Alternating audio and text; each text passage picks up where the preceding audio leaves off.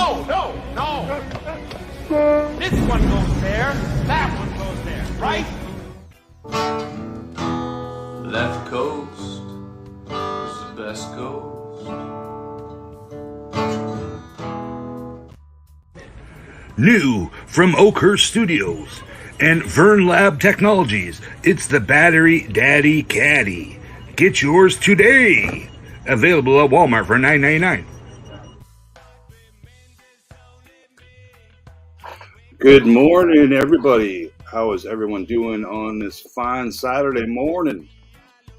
Today is a first for me. I've had several guests on over the past year and a little bit, but after meeting several people in the community, whether it's collecting the action figures, collecting higher end collectibles like props and scale spaceships used for model making, everything to do with basically the Star Wars universe, because there's a lot of us that enjoy lots of different aspects of the Star Wars, the hit documentary from the 70s and 80s. But today, after meeting him in person last week at the local coffee shop with his family, which is very nice for him to invite me to sit down, and we had a little chat, and asked him if he wanted to be a guest on one of my upcoming live streams. And he took the $5 Canadian tip, and he's gonna. Marcel Chenier is gonna join us today. He's a local Vancouver artist.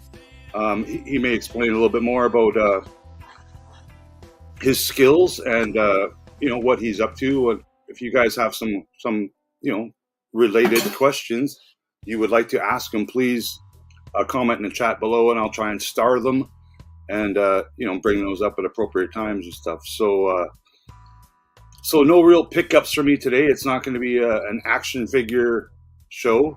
We're going to talk some art, and we might bring up how much Marcel enjoyed the Andor series or did not enjoy it, things like that, because I know Marcel is also a big Star Wars fan, like many of us, or most of us. So I'm going to welcome a few people to the chat here, but before I do that, I'm going to bring in my guest today, Marcel Chenier. Welcome. Oh, hey man, how's it going? Not too bad. How are you doing today, Marcel? I am super fine. I have my coffee. Star Wars coffee. I have my tea. Oh, so two-fisting. Ready to go for the long haul, my friend. That's cool. Let me know if I don't know if we're going to be able to tell live. Let me know if I usually have this camera here. I can see now it's not active, so it's just using my laptop camera, which kind of sucks. So I'm wondering if I should leave and activate that and come back in. If you want, you do look and sound good to me, but that's totally up to you, man. I can entertain all these classy people in the chat for a few minutes if you want. Yeah, let me jump out. I'm gonna just for future playback. I'm concerned because it's happened in the past and it's been less than stellar. So let me jump out. Sorry, it's a bit. I just realized that it's not on. So you hang tight, do your thing. I'll jump out, get this thing turned on, and come back in. Sounds good, Marcel. Thank you. Yeah, cheers. So welcome, Mr. Duffman's Dioramas. Thanks for joining us today. Rolando, Mr. Moderator Supreme, thanks for everything you do for myself and the others in the community. Rolando, you are appreciated, buddy. So yes, thanks for posting some links. So Marcel posts a lot of images of his art and the processes, the printing, the pens he uses and whatnot on his Instagram. So please give Marcel a follow on Instagram. You won't be disappointed. For browsing and shopping purposes, Marcel does have a very nice website where you can purchase his prints, pre-order prints if that's a case in some cases, because a lot of man hours goes into Marcel's artwork. So you guys are going to get your minds blown if you have not already. So let's welcome a few more chatters. Welcome Evan, Spice Runners Lounge, another great collecting community as well within the Facebook, Instagram, and YouTubes. Please subscribe to Spice Runners Lounge on the YouTube, as I think they're approaching 1,000 subscribers quick. So, a couple of dozen of you from the chat today, because I know there's got to be 1,800 people in the chat right now. Please give Marcel a follow on Instagram and the Spice Runners Lounge on the YouTube. They need those subscribers. They do a great show every week. Last week was another stellar interview with what's his name, Luke from Australia. Luke is another collector that they've all kind of been introduced to on the Instagram and other social medias, and much like me, people are welcoming people into the community and getting to show off some of their collections and talk about how they got where they are and what it's all about. Welcome Sean Solo. Sorry I can't stay, but I'll catch the replay later today. That would be awesome, man. Appreciate it. So it looks like Marcel's ready to jump back in here. So let's see. Oh, yeah, look at that. He's still got long hair. It worked. Yeah, it's night and day difference between this is an old laptop I'm using, so it's really important to use a more modern camera. Anyway, it looks just as handsome. It didn't affect that at all. I see you got friend. Some of your model kits behind there. Yeah, they're my pride and joy that I'm looking forward to working on next year. I've been following a bunch of modelers on YouTube. I think the guy that I've been following most recently goes by the name Pete Simmons, and he's currently working on a B-wing. Go check him out. He's got a Facebook page. I can't remember what it's called, Pete Simmons Modelers or something. He's also got a YouTube page, and he's working on this right now, a studio scale B-wing. And I don't know where the B-wing is from. I think it might be Nice and Models or something. I'm still learning about. So these are all Bandai's, and I'm learning. I'm looking forward to getting into painting next year. Now, model kits, just because you have those there and you brought it up, was that something you ever did growing up as a kid or as a teenager, building car model kits or spaceship model kits, whatever they made back in the day? Yeah, 100%. I was a goofball. I went nuts over modeling as a kid. There was back in the day, so 75, 76, 77, 1977, there was I used to live in this small town. Now it's fairly large, North York, which is north of Toronto. Mm-hmm. And next to the cinema, the Willow Theater, there was a place called Keith's Hobby Shop, just a really small place. And I used to go by there and just drool at the front window. And I made Star Wars models. I started out with dinosaurs. They were just these purple, silver, gold, Stegosaurus, Tyrannosaurus Rex, Triceratops, just the standard guys. And then got into Star Wars and Battlestar Galactica. Very cool, very cool. Yeah, I did lots of cars and spaceships as a kid. I was always in a rush too, so I would, if the glue wasn't dry, I'd still proceed with the next part, and until I eventually, super glue, and then I started super gluing stuff together so I could be painting stuff in the next hour. But also, I'm one of those guys that I never finished a lot of my model kits. I don't know what it was. I got as much enjoyment out of it as I could, and everything's done except for maybe the last stage. So, and I do still have a box of these model kits down in my storage, and I pulled them out and looked at them over Christmas, and I think if there's 12 boxes of model cars and trucks, I think 2 of them are actually completed just to the paint stage. And these are all 30, 40 years old. So it's pretty interesting to see, because nowadays I have several of the Bandai kits that you're showing back there. And if you haven't built one yet, it's 200% difference and quality and style and technique than the model kits that we had with kids, because these are, you know, considered snap together kits. You know, glue is not required, and they're like perfect. They're actually like, they're perfectly made. It's very hard to mess up, and most pieces click in. Like, there's such tiny pieces that they didn't need to make separate pieces, but just to add to the build, you know, they turn this little knob into like 4 parts, and you put together, and you got this tiny little thing. But they're a lot of fun to build. I did one live stream building an astromech droid, like a 6-inch scale one. I think it took me like 3 hours, like chatting a little bit with the people join. But I mean, yeah, man, they're way different than when I was a kid. When I was a kid, it was like 12 pieces altogether, or 24 pieces. Now these things are hundreds and hundreds of pieces. Yeah, even when you get to like the little mini AT-ATs and spaceships that you have, they're smaller than you think, but there's so many damn pieces on those trees.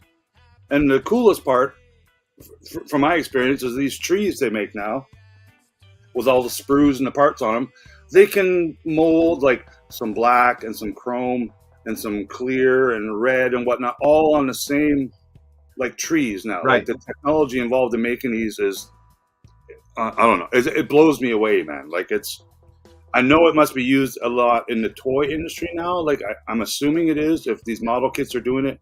I can't see why it doesn't turn over into other industries where they're injecting molding plastic for, you know, toys and whatever not. But a few more people to welcome in the chat here before, you know, I'll ask you a couple of questions about what you're working on. Casual. So, Mr. Gerard, thank you very much. Smirking Bear Studio, he's also a fellow Canadian, so I'll point out some of the worldwide audience where we got joining us on this fine morning. 1000 Ghost Chris, welcome Chris, hope you're doing well, and I'm guessing you're working, but it's very rare to find you not working. You're a very busy man, but you're always appreciated, buddy. G'day, Michael Reed. Michael Reed is one of our Aussie collectors in our community. He's a great supporter to myself and the others in the community. So welcome, Michael. Thanks for joining us today. We did get those 10 likes, so Trudeau let us go ahead with this. And just so everyone knows, the second half of the show, me and Marcel were speaking only in French. No, it would be hard, but I'm sure we could carry a 3-minute conversation in French. And like, you grew up in Canada, and you also went to school in Canada, correct, Marcel? Yeah, I was born and raised in Ontario, in North York, which is north of. So myself also from Ontario, Ottawa to be more precise, and French was an everyday part of you know, my life in school. It was on the curriculum. And then get to high school, and you know, moved out here to the West Coast, the left coast, in the 80s. You know, and French was kind of, it's like an elective. Like, you can choose French or Spanish. And, right. You know, that was kind of the choices in the late 80s. How old were you? And still to this day, I've never spoken French to anyone for any reason whatsoever. And I'm considered bilingual because of, you know, the 10 plus years of learning French in the school system. So it's, how about you as French? Have you ever needed to speak French to like survive? No, I was fairly miserable about having to study French in Toronto because nobody spoke French except for my grandmother. My grandmother on my mother's side only spoke French. She didn't speak any English. So actually, when I moved out here, I went back to college as an adult, and that was a prerequisite for going to Japan. Nancy and I, my wife Nancy and I, lived in Japan for 4 years, and as a prerequisite to teach there, you had to have some kind of degree, and so, well, not a degree, but some kind of college education. And so while I was getting my college education, I studied French for the purpose of being able to meet my grandmother and actually have a conversation with her. That's very cool. So after 4 years of studying in college, I went back to Toronto, and we went to a Christmas concert, and I asked if I could be seated beside my grandmother, and it was cool because the entire concert I only conversed with her in French, and then after the concert was over, I took the little cursor and dragged all of the French out of my head right to the trash, and I've never used it since. Yeah, similar, instances for me, not family-wise, but in my early 20s, met a girl from France, and it was kind of a girlfriend for that summer. However it worked out, she was kind of visiting, and her English was quite poor. It wasn't her first language, obviously, but yeah, like I tried to, I could communicate with her with my really broken French, and she would understand, but she would also understand English. Like, she was somewhat bilingual in that sense. But as soon as she started speaking French, and then it was more than like one sentence, and it speeds up. Like, yeah, even when we speak English, we may speak a lot faster than what people might think. Yeah, I got so lost. I had no clue sometimes what the French people were talking about when they got on a roll. Oh, forget about it. Would understand every third word, and then every fourth word was an English word, so that made it a lot easier. But yeah, it's still a challenge to this day for me as a bilingual Canadian to carry on a French language conversation with people. It's interesting to say the least. Welcome, Lobot. And we got Kat. Welcome, Kat, Vader's girl. Thanks, Duback. Thanks for the comment. See if I missed any people as I'm catching up with the chat here. Captain Spalding, thank you for showing up today, sir. So again, if you do have some questions for Marcel, my first question is going to be about what Marcel is working on right now, and I believe it's behind him. Yeah. So, this piece. How long have you been working on that piece? And if you don't mind, this might be a good time to kind of tell people your art technique, what you're proficient in, what you're obviously skilled in, sure, and what kind of hours and skills are involved with what you're doing, because you're not a digital artist nowadays. But I'm sure I don't know, but I'm gonna go out on a limb and say you've probably got an iPad and practice a little with an Apple Pencil, just to see if you have any of those digital skills that maybe you and me both didn't learn as young children.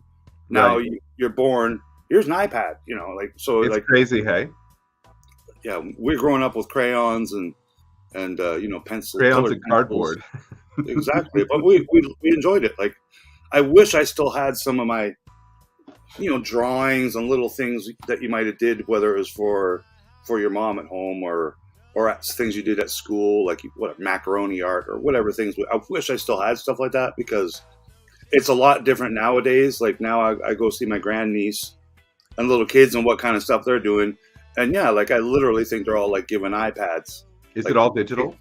It's not all digital, but every classroom, like, digital is a part of the classroom and the education experience. Not believe it or not, it's so different now than it was just even 10, 15 years ago. So right, yeah, it's accelerated quite a bit.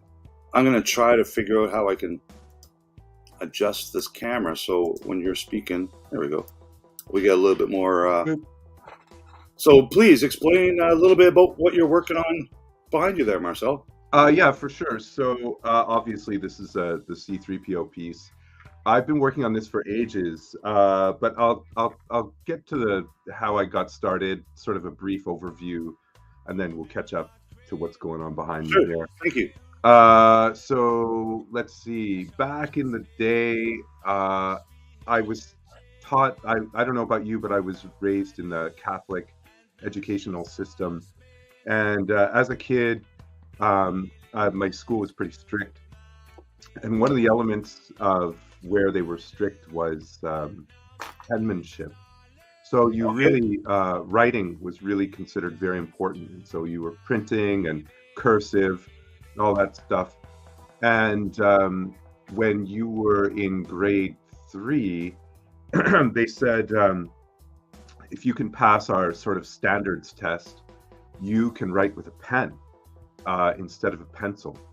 So I've been long drawing with pencils since forever, you know, just as kids do, markers, crayons, pencils. But this pen was kind of dangled in front of us as a class, like some kind of major achievement, you know. You can't erase this, right? This is permanent. What's that? You can't erase pen. It's permanent. Yeah, well, it was really exciting because of the challenge involved in being able to successfully, you know, compose a paragraph without making a mistake. And as soon as I worked really hard to achieve that, and eventually succeeded. Thanks, Neomini, appreciate it. And as soon as I got my pen, I started covering my desk in drawings. Yeah, that's what I'm talking about. From 6 o'clock to 9 o'clock to 12 o'clock, all the way back down. And so by the end of the week, my desk was completely covered in art. And my teacher would sort of scold me, but also bring me more pens. And she would take my artwork and bring it to an artist friend of hers. And her artist friend would send me really expensive pencil sets. These were pencil sets that I couldn't afford. So I was really grateful for them. So on the one hand, my teacher would be like, you know, you're really bad. You shouldn't do that. Here's some more art supplies. Keep doing what you're doing. So I started drawing with a pen from grade 3. I just went from pencil. Oh, wow. Jumped over to a pen. And so I just fell in love with ink, basically. The smell of it, holding a good pen versus a bad pen. You know, some pens lay down ink better than others. So I just sort of became like a ink kind of nerd and a pen nerd. And so I was drawing, grew up, left Toronto, came out west to the West Coast, went to Japan. And when I got back to Canada, things had changed quite a bit, and I needed something to get into, like a hobby. So I took my favorite pens. These are called Micron. Well, I got tape on these ones. Anyway, these are Micron. They're very, very small, fine point pens. I don't know if you can see. Yeah. Anyway, I'm quite familiar with those, as I've, you know, done lots of inking, you know, but I didn't start till I must have been in my teens. So, you know, maybe grade 8, grade 9. You know, I was also introduced to computers and Apple computers when they kind of first came out in the mid 80s. As a kid, I was all on board. It wasn't like they had Adobe Photoshops and, you know, programs for drawing. It was just the whole idea that the world is going digital. But I was using, you know, similar pens, like whether it be Sharpies or Stadler. Stadler was one that I used a lot, and I still have these. These are probably all dead. I just keep them for whatever reasons. But the micro pens, I do have a few of those, but again, they die. So you must go through a lot of those micro pens. So this is kind of like what the packaging looks like. These are Micron. They're a Japanese pen. They're from a company called Sakura. And the tip gets pretty small. Like it's just this tiny, tiny little hair. Yeah. Anyway, I have hundreds of these. And so I got back to Canada and started doing the Star Wars pieces in a large scale format. So like most artists, I just kind of hung around with a notebook or a journal or something, you know, to sketch on the bus or sketch at the cafe or an art pad for sort of stuff I was doing at home. But I realized that, you know, the bigger the piece, sort of the more serious people take your work. That's not to say that people are not taken seriously when they do smaller pieces, but a big piece makes a big impression, I guess you could say. Oh, absolutely. And it takes up a lot of real estate on people's walls. So this is what you would call a feature piece. And a feature piece is, you know, just exactly what it sounds like. Somebody walks into your room And I'm sure people in the Star Wars scene, the bigger the piece, the more attention the eye is drawn to it, right? So you see people with the helmets and the Hot Toys figures set up beside them, but then you see people with like the full life-size, K2SO, right? Yeah. Like Lee Batten, he's on Collection Wars all the time. Super nice guy. He bought his house so that it would accommodate his full-size K2SO. That's why he bought that particular house. Yeah, that's another super fun community that I'm glad, I've met, not in person like yourself, but watched a lot of the YouTubes and followed on the Facebook and see some of these collections. Like we both know, like Michael Starkiller 77. Yep. He doesn't build a house to accommodate us. He builds additions to his house and builds it just blows me away, and I'm so appreciative for these guys that do share. Well, Mike doesn't just build additions on his home; he builds new businesses to accommodate. But now Starkiller 77 Michael is building, I believe it's called Dark Side Pizza. Yeah. A nice oven roasted pizza place in his home state of Texas. Yeah. And inside will be blown away with the pop culture, props and replica props. I know he's got the rear end of a Back to the Future DeLorean. Yeah. Man, he's got a life-size Wampa in his freaking garage. Like it doesn't stop for these guys. It blows me away every time. But yes, your featured artwork, what I get a kick out of a lot is when you share or the other collectors share.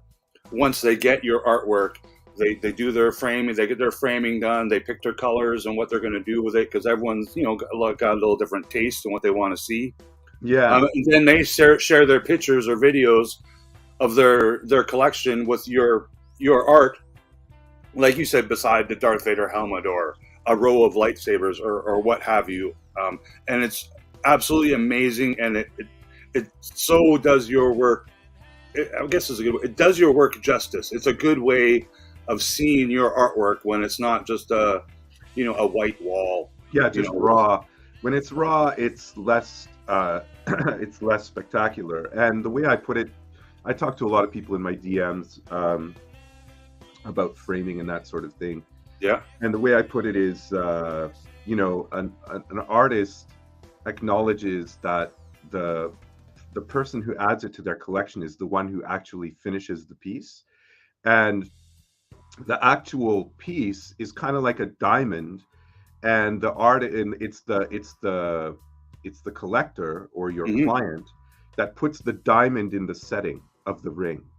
And the diamond is quite irrelevant. It's not lacking in beauty, but it's only when it's settled in its final piece, where the craftsmanship of how you present that diamond is what actually makes it special. And so every artist is, when they hand off a piece, they're hoping that the collector starts to take framing seriously, because not only does it elevate the piece, but and when I say serious, I mean that they just take time to consider how they want to present each piece. Like, for example, Luke last night, he was on the Spice Lounge Runners show, which is yes. It's an outstanding show, and he has the exact same pieces that many other people do, with the exception of perhaps maybe his rare collectibles like his master replicas and his hyperdrive pieces. But they all have a general similar look to them, but it's all comes down to the wow factor is in how he presents his pieces. And last night, anybody who didn't catch the show, I strongly suggest that you go back and take a look at it. It's just absolutely fantastic, right? How Luke has taken the time, hours and hours sometimes, on just one figure. He mentioned that his Grievous figure took him 2.5 hours just to pose it and stabilize with tape. And I think you guys were talking about it. You mentioned some kind of green glue or something. I don't know if that was you or somebody else. Yeah, no, it's amazing. Like the presentation of his collection was definitely top notch. Like as we see a lot with those with the higher end collectible collectors, half of it is collecting the stuff that they want, whether it's blasters or helmets or statues, and then the other part, just as important as, and may even be more important, is how I'm going to present this stuff behind me. Like they don't live in little 600 square foot apartments like myself. So all of my life-size props, they're in the other room, Marcel. Yeah. We just can't see them. But yeah, the presentation, and Luke, again, yesterday, just topped it off. Like, put the little cherry on the top by showing off his photography and video and making skills. And it's just amazing, man. Like that same Rancor statue, we might see it in 5 or 6 different collectors' collections. But then when you see it taken with a super high def 8K camera, you catch the little shadows and the dimples and the textures on some of these statues that you just don't see on a regular Instagram picture or a YouTube video. Like the quality's not good enough to display some of these images that some of these super talented photographers and video makers can show. Like it blows me away. Like you were saying, he spent many hours displaying some of these sideshow pieces and stuff, and yeah, it's a passion. Like yeah. I don't spend many hours displaying my action figures and stuff, but I mean it's part of the collecting. Like once you collect it, you're either displaying your boxed action figure for those inboxers, or you're letting them breathe, and you got a little display going on with your collection and stuff. So I love that part. I love seeing how other people display their stuff. Gabe from Collection Wars, another guy, like these people just raise the bar, whether you're a black cabinet guy or you're a white cabinet guy, or if you're an uplighting person or you're a downlighting person. Like there's so many different tricks and tips to make your stuff, give it that wow factor. And then we'll see it. I'll pull up some of your Instagram photos later, and we'll show off some of these other collectors sharing your artwork on their walls, because they do it justice. I have not seen a shitty picture of your artwork yet. Like I don't think it would be hard. If it was laying on my floor here, it might look. But yeah, it's just amazing, buddy. There was a message here. So it says here, a Smirking Bear Studio. This was a couple of minutes ago. They said, so you always sell unframed prints, then I assume. So Smirking Bear, I just wanted to mention to you and the audience that I have a printer, and I've talked to him. Where I live outside of Vancouver. Both Rick and I, we are pretty far, about a half an hour, 40 minutes away from Vancouver driving time. And I get all my stuff printed down in Vancouver with a good friend of mine, Alan, at Fidelis Art Prints.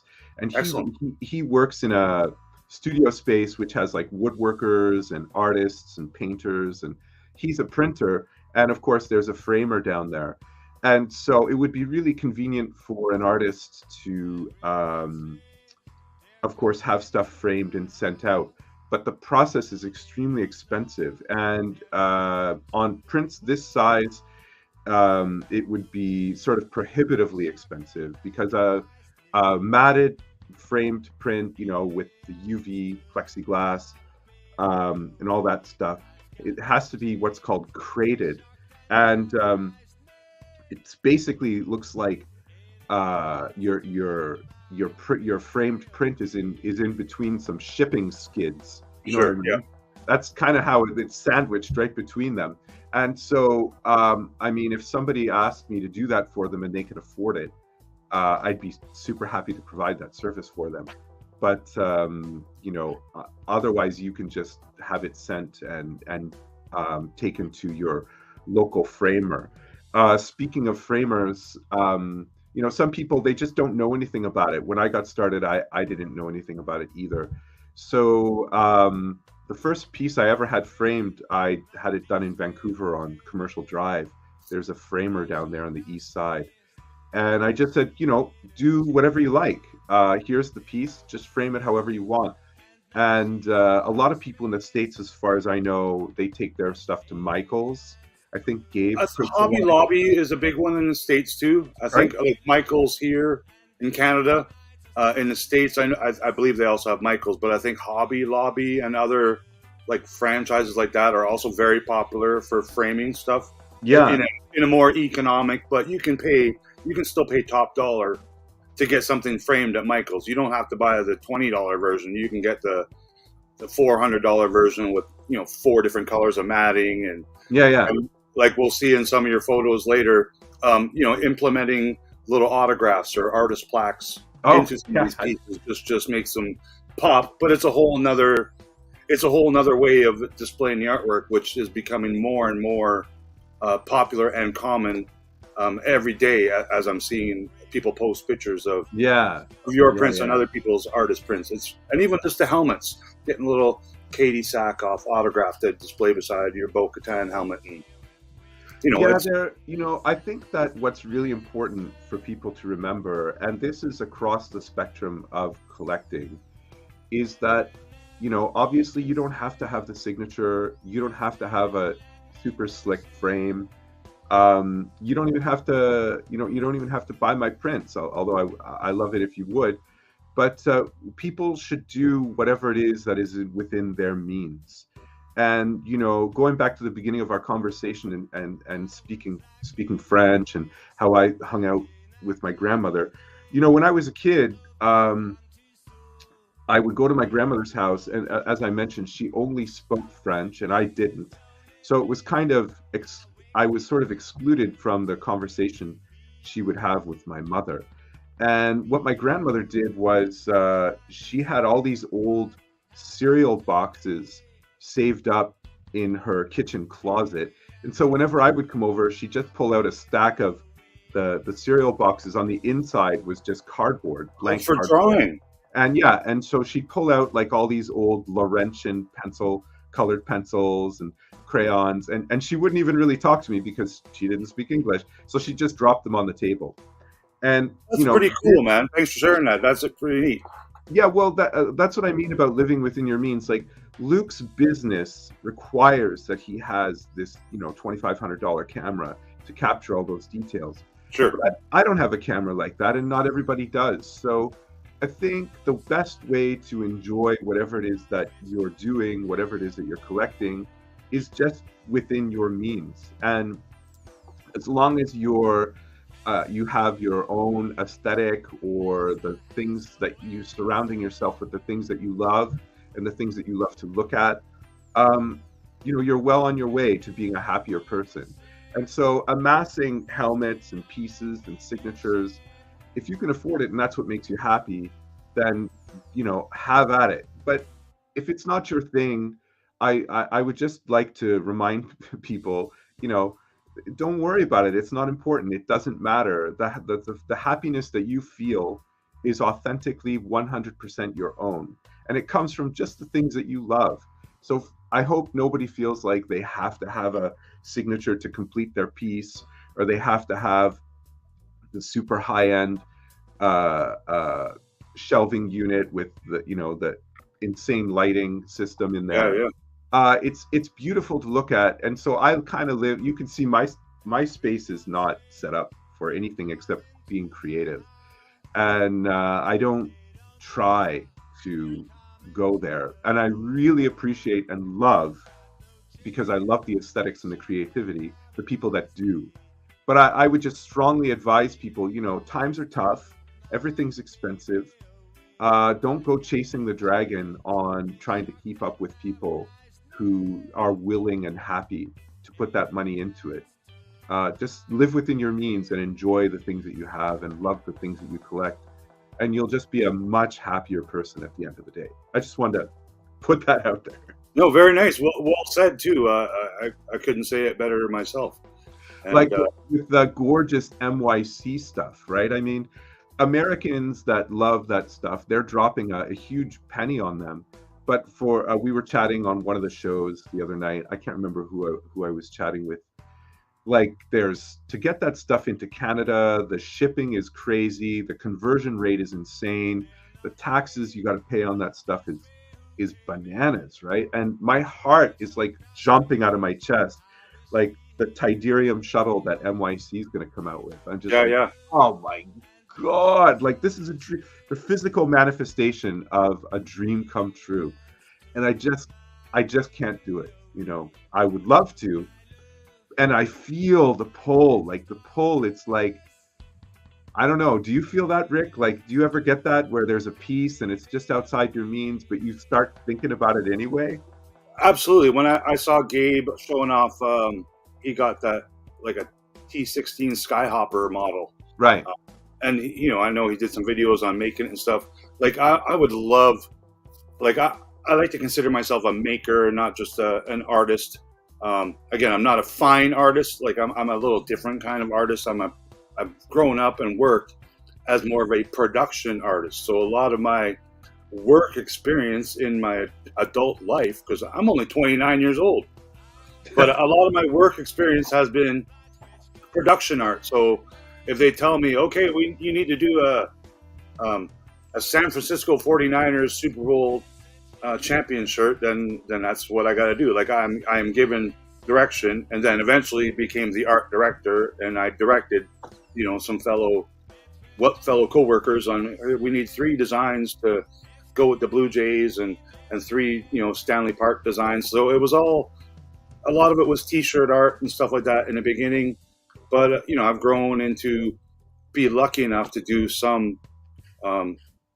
Been requested and asked to do some artwork in the Star Wars and the Lucasfilm realm. So it's always a pleasure to have people appreciate the artwork or your work, and it's even more fun to show it off and get that good feedback. As I know, you know, you must get a lot of decent feedback when people do receive one of your pieces in the mail, whether they're unrolling it or they go pick it up from their framing store, and everyone, you know, I can't imagine, like for collecting purposes, like, yes, I do drool a lot when I see Michael whip out like the full-size speeder bike or someone with the life-size K2SO or C3PO behind them. But for the past 10 years, I guess one of those things has been like the R2D2 Builders Club. Right. As you know, been watching videos and following websites and Facebook groups for, you know, 10, 15 plus years, and watched how that's changed. How it went from like maybe it's a $10,000 to $15,000 US build. Now it's, you know, you can do it for several $1,000s when there's plastic involved. It doesn't have to be all aluminum. That would be something I would love to frickin' do. It could be a 3-year process, a 1-year process, whatever it is. But like, you start with a dome, or you start with the legs, or whatever you do, and then once you get it built, then you can look into, oh, now I'm going to add some LED lights and sound and all that kind of stuff. So that would be a huge passion project for me. Separate aside how little square feet I have in my home. That's more of a cost issue, as every step is like $1,000 step or a $500 step. So as much as I love the high end, you know, top dollar collectibles, I am limited. So I'm lucky enough that I was able to purchase myself a nice replica, you know, Han Solo blaster that I know a lot of those guys with life size props and stuff may not even have. It's a cool one. I paid good dollars for that. So I'm not going to get like 20 of them. It's, you know, that was a Christmas present for myself a few years ago. Nice. With some Gentle Giant money. But so the C3PO, not to keep changing storylines, but the C3PO you're working on behind you, how many hours do you have into that right now? Because I know you didn't start at, you know, at 8 o'clock this morning. Yeah. So each piece takes several months to finish. And this piece kind of has taken me some extra time, and I actually have to send out a letter to all of the people that's already ordered it because it's taken me a little bit extra time. I had some problems last year. I ran into some health issues, and I had some technical problems with my computer, and it set me back quite a while. But under normal circumstances, each piece takes about 3 to 4 months to do. So it's a real commitment, but I really, really, really enjoy it. I sort of get lost in the work. What I do is I select a photo and I grab the page. I use a gridding method. So I have on my desktop the same photo with a grid over it, and then I grid up the page and just copy the image to the paper and get to work. This image that I started working on, unfortunately, it's also another problem with it, and it's just something that happens every now and then. You live and you learn. Yes. Some of the areas on the image were pretty low res, so it's been kind of hard to capture exactly, precisely some of the areas. So fortunately, you got to try to turn a negative into a positive. I've communicated with a few of my collector friends, and I've asked them to take some shots of the various busts that they own and that sort of thing of specific areas. So I'm working on fine-tuning the piece. Should be done, as soon as I can get it done. This piece has taken me an extra long time. Yeah, so you can see there the pencil grid. And a lot of people ask me, how do I get the different tones? So like you said, at the beginning of the video, how you hold on to these old pens. Well, as it turns out, basically it's a pretty simple method where the older the pen, see, I have this pen has like a gray tape on it, and has like a little bit of green on it, and I mark them by their age, and their age is how much ink is coming out of them. And so you get a dark tone with the newer pen and a lighter tone with an older pen, which I think is absolutely amazing and brilliant. That's actually a skill in itself that you like. I don't know if it's just you or if you learned that skill of fading pens or dyeing pens give you a different black value or gray value as it is, because with these pens I don't think they make like an 80% black pen or a 50% black pen. Like when it comes to this type of ink and stuff that you're using, that part actually really blows me away. The grid part, I get as and always been an artist, whether working as an artist or just as a child being an artist. The grid system was something you were kind of taught a little bit, but it usually wasn't in the scale as you're doing. Like these grids look like they're 5 millimeters or less than a centimeter. I remember drawing, it's grids were really big. It goes by a square inch, and then inside it's half an inch. So the solid line is the square inch, and the dotted line is the half inch. So you get right in there. You can see, do you use the term stipple? Is stipple the correct? So stippling is just the dotting, right? Yes. So these work when they get kind of old. So, for example, for people that use colored pencils, I don't have a colored pencil on hand here. So here's just a little, oops, and of course I just dropped it. Let me see here. Yeah, the color you've been introducing is sorry, go ahead one more time, Rick. The color you've been introducing to some of your pieces is a lot of fun. Like when I was discussing with you beforehand about a thumbnail, an image used as a thumbnail, I was really drawn to the Darth Maul piece that we used, as well as the Royal Guard. Just that red, that Star Wars and red and Sithness just pop. And so they pop right out. I'm glad we used that one as our little advertising image, because it is some of my faves. So with these pieces, what I really like to do is do a lot of research on the character design and that kind of thing. So some future pieces, we'll be having some signatures with the designers instead, where we can't have actors. Like the Death Trooper, I've been talking to one of the designers, and there's two main guys, Glyn I forget his last name, and I think the other guy is Alan Summers. I can't remember exactly. So yeah, what I started doing was these large pieces, and then a gentleman from, I think, Denmark contacted me and asked me if I would do a plaque, like if I would sign a plaque. And then Eben from Spice Runners Lounge, he also at the same time, so a guy from Denmark, I think it was Denmark or Germany, and then Eben from Florida, they both basically at the same time said, hey, if I send you a plaque, will you sign it? And I was still learning about the Star Wars community, and as you can see there,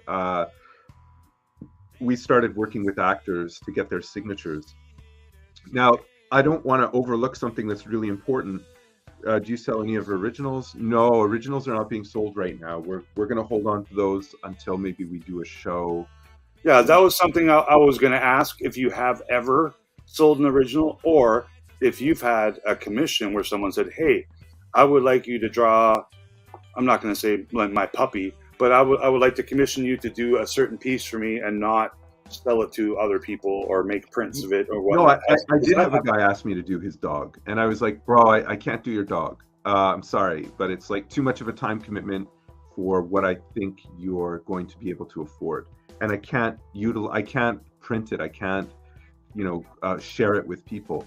So I had to say no. As for Star Wars, I've had people ask me, "Are you going to do this character? Are you going to do that character?" And I was like, "Yeah, eventually we'll get to all of them." But what's been really great about doing this whole having this experience is sharing it with the community. So, for example, you had the Return of the Jedi Emperor Palpatine the signature up there a minute ago. Yes. And so of course I got my start by just sharing stuff online, and I was really shocked because I got like tens of thousands of likes on Reddit and different Facebook pages and stuff like that. And this is after I'd been working on my technique for about 3 or 4 years. And then I ended up on Gabe's show or Collection Wars, Gabe and Mike's show. Yep. And after that, I was lucky enough to be invited on to Eben's show. I think I was actually Eben's very first guest. I could be wrong about that. I was fortunate enough to be on Jorge's show, the Hyperdrive. People refer to him as George. I like calling him Jorge. And I jumped from show to show to show to show. It was really, really great, meeting everybody. And then it came time to, after we got the requests for plaques from Eben and the gentleman in I think it was Denmark or Germany. Sorry, I can't remember his name. Then we decided to go to the signature thing. And so, of course, Sean Solo from Sithcast and Nilda from Appetite for Collectibles. They went to last year ICCC. That's right, yeah. With my Ian McDermott plaques and my Anthony Daniels plaques. And in total, there was like 40 some odd plaques signed. So I get to work with all these people. I get to meet them on their shows. We become good friends. I'm like, yo, I can't afford the expense to fly down to the ICCC show. So Nilda and Sean are like, yo, dog, we got you. So there's Nilda. Yeah, that's awesome. And it was fantastic. Nilda also helped us with our Ray Park signature series. So it's been great meeting everybody. It's been a real community experience. And it's been that way from the start, and it will, meeting you on the street, right, or at the cafe. Absolutely, buddy. Really exciting. It was like, come on in, sit down, let's talk. And right away, we just get to talking about the whole scene and everything that's going on and how everybody's trying to make their way in a different way. So it's just been a really, really fantastic experience. I love checking out everybody's different niches. Some people are in the 501st, some people, so they're rocking their gear. Some people are doing the dioramas. Brian makes dioramas, is a great. Yes. He was on the what was he on? Collection Wars, I think, last time, or I can't remember. It's impossible to keep up with all the creativity going on in this scene. For sure, and that's what I love about the community is it is growing. Brett from Collecting with Cool has started really pumping out some cool content on YouTube and bringing in guests. I think he was one of the last guests he had on discussing the diorama builders. Of course, there's several diorama and custom builders in the chat here today, Duffman Dioramas and G-Force. A lot of people that like Hey Vern here, Ochre Studios, customizing their action figures. So their creative juices are still flowing, whether it's with the toys or with the pen or whatever their needs of creating is. Like I'm still learning. The video editing to me is so new, even though I live in like the video editing capital of the frickin' planet. Like we're in Vancouver, we're a huge TV and film and animation city. Like it's one of the bigger industries we have on the left coast of Canada. And I never really got into the industry separate of, being an extra on 21 Jump Street and little things like that. Working on some props and stuff was a lot of fun. And more recently, so making props for, movies that you either saw or didn't see. One of the latest Predator movies made some props for it. Night at the Museum made some props for that. A lot of made in Vancouver stuff, of course.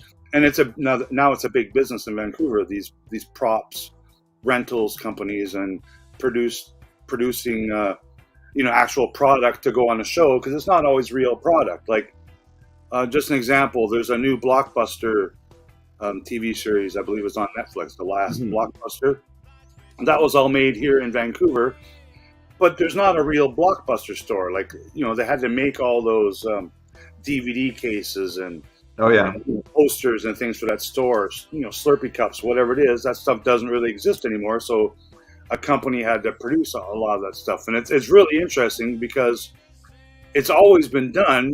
Maybe you didn't know about it. It's just something that was just done in the background, and maybe you didn't know people that work in the props business. But that's a huge part of the industry, is the makers of these props and the accessories and stuff that's used in the filmmaking process. And it's always blows me away. So here's a great example of how wickedly people can display, a masterpiece artwork and just throw this cheap little full-size replica right in front of it, I'm just kidding that they're masterful props, some of these things. There's a great comment here. Where did it go? It says, Rick from Oakhurst Studios says, Rick, you need to get a digital camera. The VHS is hard to work with. Yeah. That's my iPhone 1. No, I don't know. But, like I said, I do all my videoing, my filming on my iPhones, whether I'm at a toy show or outside in the woods taking pictures of my action figures and toys, because I'm really getting more into that. I love, because I don't play with them, that's my playing with them, is taking them out, taking some pictures. Like, did you enjoy our 10 days of winter, Marcel? Did you get out and play in it a little bit? I was in Florida. Oh, you fucker.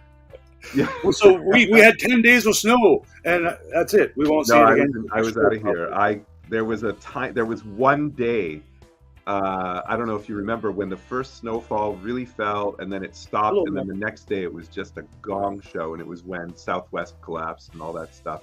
There was that one day where we got out of here and we went to San Diego to meet Nancy's family, and then we flew out to Florida to hang out with her brother who works at Disney World. No, I was lucky, but it was cold down there, dude. It was like almost zero. It was really, really cold. It was like people were walking around Disney World wearing their pajamas, like, because it was the only warm article of clothing that they had, like the full body, other than their surf jam shorts.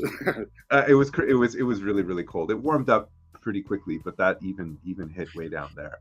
But for all the creativity stuff that you're talking about, I'm an original trilogy guy. And so a lot of the most heartwarming experience that I get from the Star Wars community is the creativity of all of the people that are doing their thing right now. So if it's folks buying toys and talking about it, I find that really heartwarming. If it's the people, Mike going all out, Gabe going all out, or smaller collectors, whatever it is, the people making their art, to me, this is now where I get the most love. Excellent. From Star Wars. I know that there's a lot of great shows, and I know you wanted to talk a little bit about Andor. We could do that if you like. There's No, it's not important. Great shows coming out. For me, people are here to see you and learn about your wares and to admire my beard and your hair. That's well, here. We got to represent the long hairs. Whether so this is a good example of what I think is, and I'm going to use the term badass because I think it's Starkiller's photo of how you can have just a simple matting. That's the levels of the border within the frame there. That little bit of blue, and even around the plaque, that little bit of that blue just makes this freaking pop. So I'm not sure about you, but like I like black frames. Like I know that's probably the more common thing that people like. You either like black or you like white, and then there's people that like wood and chrome. But yeah, this is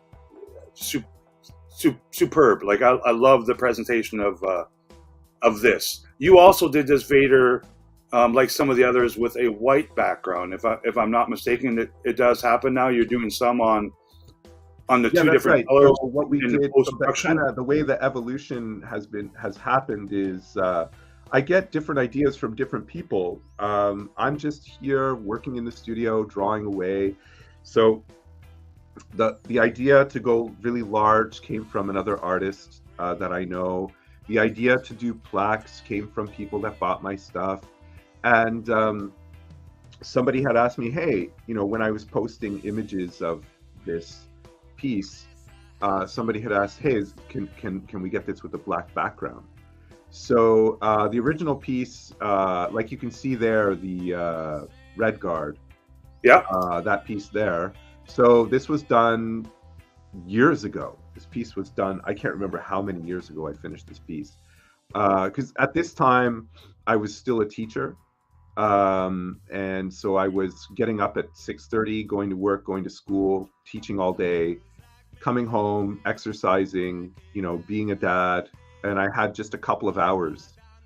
So this piece, it took like 6 months to do, but it's not because it was 6 months of 9 to 5. It was 6 months of like 2 hours every day whenever I could. There's only so much time, right? What would be your first piece have you posted pictures of it? No, the first piece was Captain Phasma, and it didn't work out so well. So if you're an artist, what you want to do is be very patient with all of your materials. So I've evolved with the paper that I use. I've evolved with the technique that I've used. So right now, for example, the Phasma didn't work out. The paper wasn't really good. The sheet was really large and the paper was really thin. Okay. So moving it around, it started to crease, and my inking technique was not really very solid yet. So you still have it, right? It's still rolled up and stored away safely? Yeah, I keep everything. So I've gotten to a heavier stock. Like this is a 300-pound watercolor paper, and the way that's thick, eh? It's like paper that's the thickness of a pair of denim jeans, except very cool, firm. And I've gone from using a French Arches paper to an Italian paper. So if you're an artist and you're being creative, whether it's on video or camera, painting, whatever it is you're doing, in Japan, there's this suffix, and I can't remember what it is, where there's a tea making ceremony, and if Nancy were here, she'd be able to tell me. But there's a suffix that they use, which kind of is like the art of. So it's the art of archery and the art of making tea and the art of swordsman, kendo, right? And the suffix is, I wish I could remember it. If somebody could look up like the Japanese term for the art of making tea and put it in the comments, that would be great. But the suffix means the way of. So like the way of tea, the way of the sword, the way of archery, right? And I think it's a really important thing for every creative person to understand is that you have your own unique way of doing things. And it's unique to you. It's not something that anyone else is going to be able to do. And you have to allow yourself the time and the space to perfect your craft of being you. You know, I was saying, talking to a friend of mine, I'm saying, you know, let's just say their name is Bob. I'm saying, look, there's a way of being Rick that is unlike any other way, and you have to give yourself the time and the patience to find your way of doing things.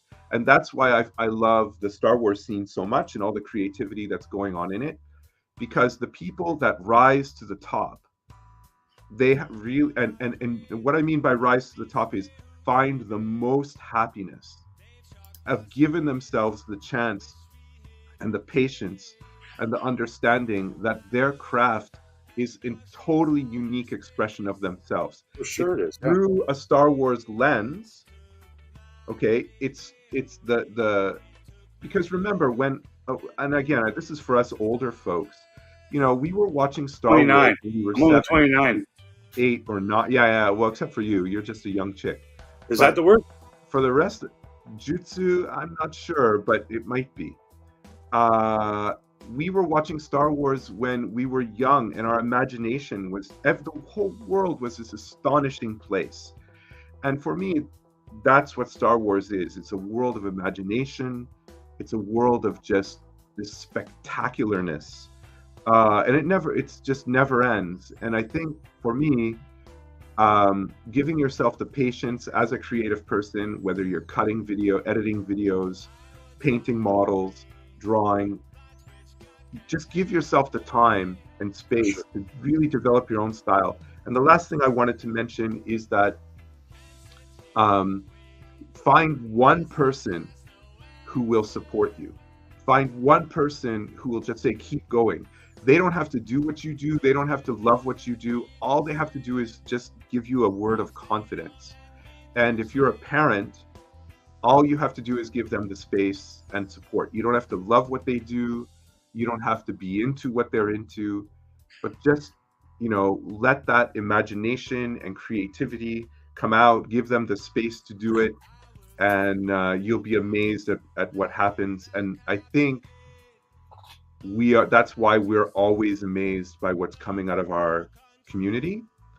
Like, absolutely, man. I'm blown away every day, if not several times a day, when I see people share photos or posts or videos of their work, whether it's hand-drawn artwork, something they painted. Manga Fandanga, Simon, super talented, like yourself, hands-on artist, pen and pencil and ink. Blown away every time when I see a piece I haven't seen before, or even if I see the piece I saw 2 weeks ago and I see it just in a different angle or a different shade of light. Always blown away. So I think we need to thank your grandma for giving you those cereal boxes. Yeah. When you were a young lad growing up in Ontario, to being a contributor to your nasty habit of creating awesome artwork, Marcel. So it is a nasty habit. It's terrible. I can't shake it. My parents too. Like my parents, my mom and my dad both were huge in encouraging me to keep drawing as a kid, and you know, even if whatever it was, whether it was my football or my artwork, or you know what I wanted to do for work when I was still in high school, talking about that kind of stuff, they were always behind me and never tried to tell me otherwise. In other words, if I said I want to be an artist, or I want to make Super Bowl T-shirts, whatever it was, I want to be the Peacemaker villain in season 2.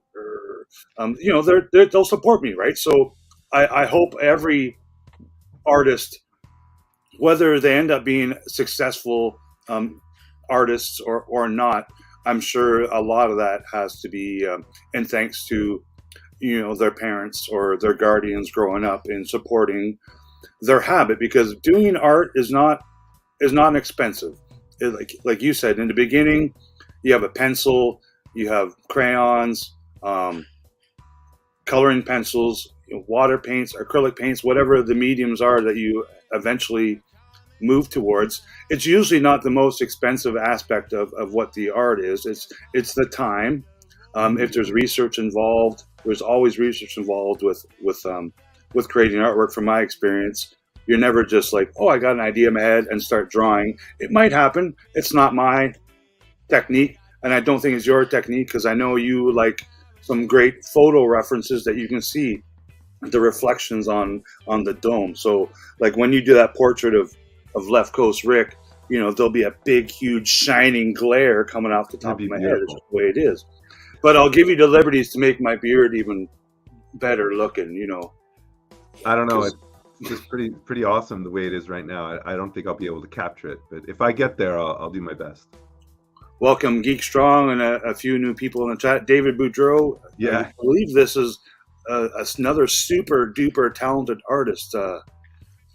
Yeah, he's just fantastic. I mean, the number.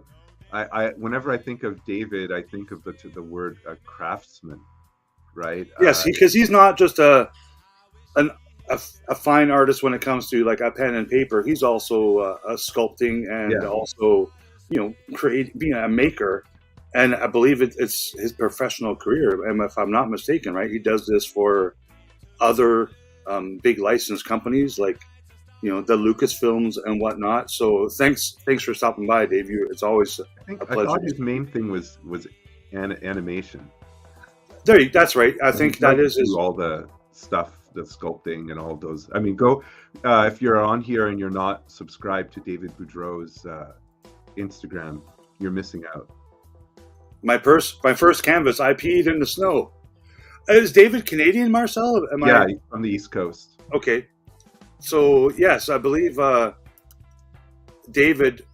It's from the East Coast, as a hands-on artist, pen and paper, so to speak, pencil and paper. But I think he's educated himself, or been educated now, into more the digital aspect of the art and the animation that he might still be working in. So that's always quite interesting, because I'm 90% digital now, like, because my artwork is vector based. It's not like Photoshop based or apps with paintbrushes. It's all line art, so it's very.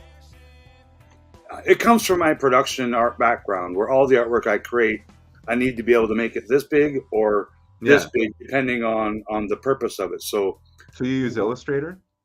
Illustrator like 120% of the time. So that's kind of been my pen and my paper has been my Mac computers and the Adobe software. So that's what I grew up with. Like when I first started working on Apple computers, they were the monotone monitors where it was just black, right? And you get green lines on it, much like the original Windows computers. And when Illustrator 1, I know I still have some floppy disks somewhere. Originally, they came in floppy disks, where you had to install like 13 disks to get your software loaded in your computer. And then you would launch it. It would take 5 minutes to launch and load up all the... While you're doing that, you go outside and feed your dinosaur. Go pee in the snow or feed your dinosaur, exactly. But eventually, and that program started where every drawing, and whether it's text or colors, you were drawing in what's called wireframe mode. So you're only seeing there's no color. It's just black lines on a white screen, and then you can hit the preview button and you can see what their colors will look like. Ah, right, yeah. But you weren't able to work in color. You had to flip back to the wireframe black and white mode, and then continue your editing or your drawing or your creating what you're doing. So it's neat how that, even just the digital art applications have superiorly grown over 20 plus years, to where now even the video editing programs, which I'm not as familiar with, and I hope to self-teach myself a lot of that, because that blows me away now, what people can do with their video and their editing skills it just blows me away, man. It's just something I want to learn more of, being a Vancouver boy where the TV and film business is here to stay. Yeah, I would love to learn a reminds lot about that reminds stuff. me of Gabe. I mean, Hey, Brett. I don't know how Gabriel from Collection Wars, Gabriel Estrada, he built his T16, he painted it, he got as many found parts as he could for it. He has a TikTok thing. He's huge on TikTok. He's a massive top tier collector. He's always renovating his house, to accommodate new pieces. He runs the Collection Wars show. And I mean, it's great having Mike there, but Gabe is pretty much, running all the tech stuff. Yeah, and he's got super cool cats. I'm glad you brought them up. Yeah. Raw job that he does, and he just went independent like about a year and a half ago or something. I don't know. He's like a maestro of all of these incredible skills. And he's a dad. Like, he's got a bunch of kids. Yeah, got a beautiful wife. They're always going to Disney. I mean, I think he lives at Disneyland. He lives like beside Disneyland. How Correct. these people are doing all of this stuff. It's completely. There we go. So good luck. David is an animator by trade from Nova Scotia on the East Coast. Yeah.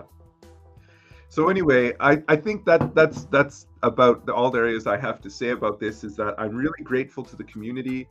Once COVID hit, it closed my school down where I worked. I worked in Vancouver with international students. And it was at that point where I had to make a decision about if I was going to try and, developing a site and offering prints. And, there's the webpage. So it's www.marcelchenier.com. And go check it out. We have some stuff is sold out. Some stuff is still available. I do have the link for Marcel's website here, the online store, pinned to the top of the chat. So if it doesn't get posted in the next minute or two, it should be pinned at the top of the chat. And I suggest everyone just go look at it. To begin with, I can't show all these photos on the stream. Like, I tried to show some of the Instagram posts. Yeah, it's great, man. That's great. Thank you so much. They really do show some justice to Marcel's artwork when you see it in their collection rooms or whatnot, and how they display them and frame them. It's awesome stuff, Marcel, and you are greatly appreciated.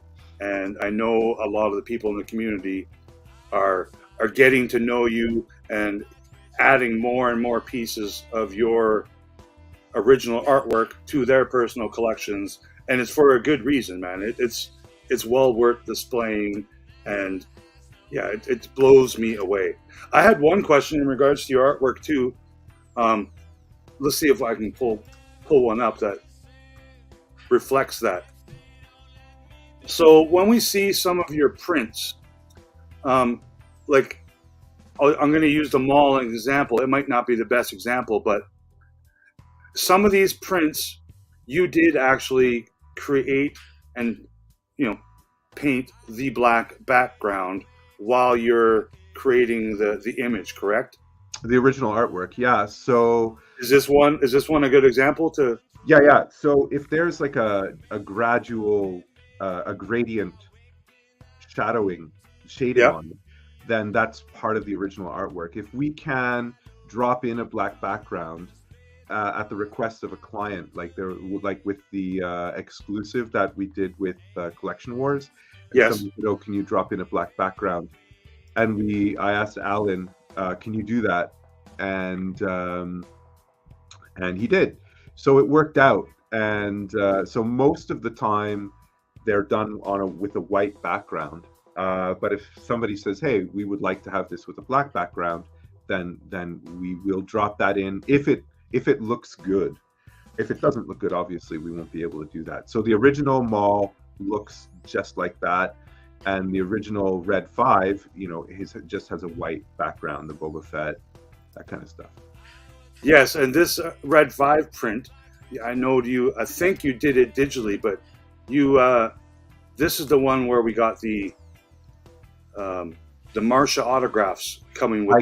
I cannot say those words online. What, that girl from the Brady Bunch? Yeah, she has been very particular about where her name can be used, and I am the only person that can actually utter in regards to what we're talking. The topic that we're talking about right now is Hector. I've been Sure. I understand. okay. Yeah. So the peach that was a big get, and we had a number of people grab the Red 5 in connection with that person. Yeah. And it was really, really wonderful and spectacular. And I it's really nice having a connection to Star Wars luminary. Absolutely. Like that. Absolutely. So I brought up that Darth Maul one because it would be very hard, as you are a hands-on artist, for that to be, say, presented on a white background, because you did create it with this black background and the shadow we see on the one side of the face originally. So it'd be a lot harder to do. But I know, like, say, when we see the Vader, yeah, it could be done if you had the source image. Yeah, but I just mean like the what you did here. So the Macquarie style of the helmet with the reflections on it. You originally created this on the white canvas, That's correct? the original piece. The original piece looks like here. I have a set of blueprint drawers. Yes. And they're the only kind of drawers that can accommodate this size of paper. For laying flat purpose? Yeah, so it's flat storage, yeah. So this is what it looks like. And then, as I mentioned a couple of times already, somebody was like, man, let me know if that comes with black. And so Alan dropped look how badass that looks with the black background. Not to say the white background does not look badass. No, dude, everybody changed their order to the black.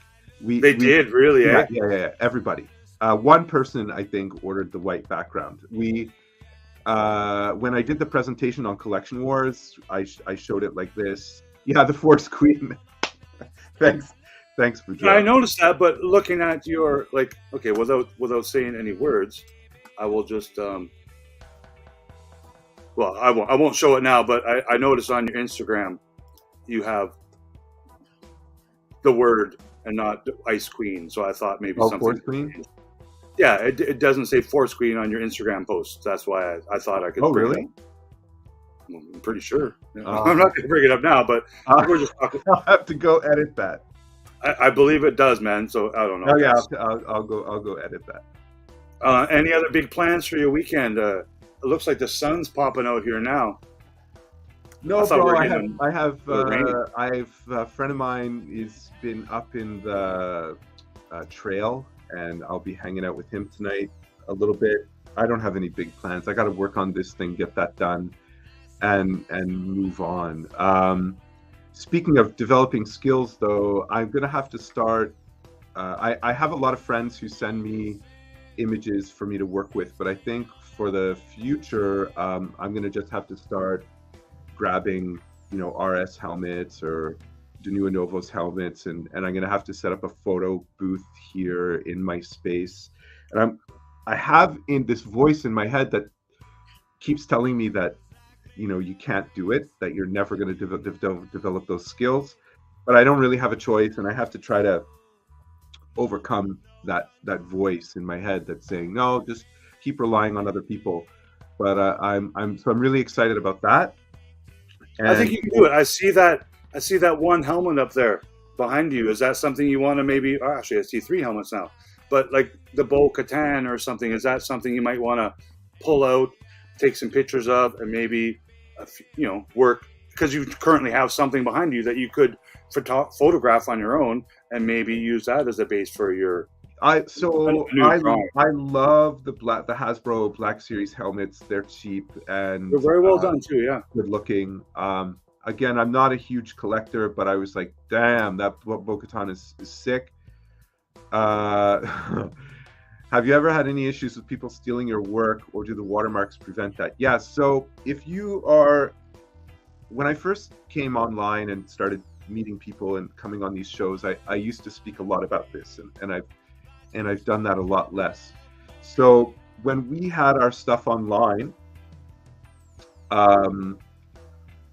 David Boudreau actually called us right away, called Nancy and I. So mad props to Dave. He's like, drop the resolution of your image down to X and Y and put a watermark on it. So that shows you how clueless I was. I was just like, oh, let's just put up a high-res image that anybody could grab and print. Yeah, I've learned that too, Marcel. Believe it or not, it's my artwork is a little different because, like I said, it is line art based.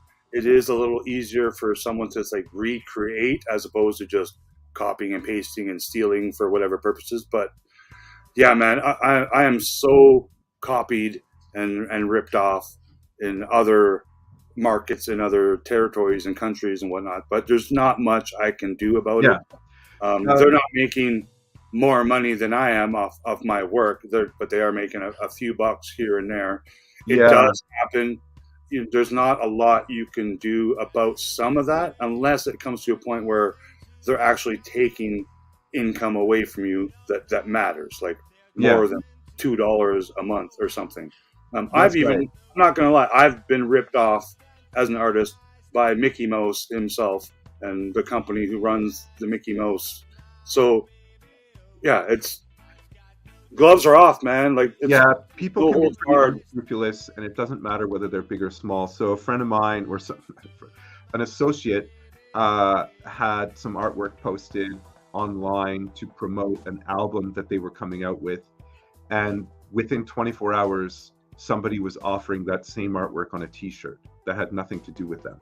And that's where it doesn't need to be the best quality artwork for people to steal it and put it on one of those, like, Teespring or one of those, overseas t-shirt companies, because they'll print 0K resolution stuff on t-shirts. It may look cool as a 72 DPI JPEG on their website with the photos as big, but once you get the t-shirt and it's like, oh, that's just a really crappy JPEG that someone stole off Google or whatever. It's something, the watermarks, I'm sure, prevent 98% of your artwork being reused for nefarious purposes. So yes, props to David for sharing that tidbit with you, and good for you for keeping up with it, because it doesn't take away from what you're showing off. Also, there's several pictures of people with their pictures of your artwork and behind them, where you don't got to worry so much about that art because it's in a different kind of situation and angles and whatnot. But man, hats off to you. Oh, sorry to interrupt you. It's all good. Or if you're a parent, so I have a 10-year-old and she's not really, she does a little bit of digital stuff on her phone, but she's not like publishing or anything. But if you're a parent and you have a kid and they're really enthusiastic about their artwork and they are thinking about posting it online, I'm sure there's a million articles out there. Please just do a little bit of due diligence and protect your kid's artwork, because there's nothing sort of more heartbreaking than seeing your work stolen. For sure. By some rando online, some inconsiderate wanker.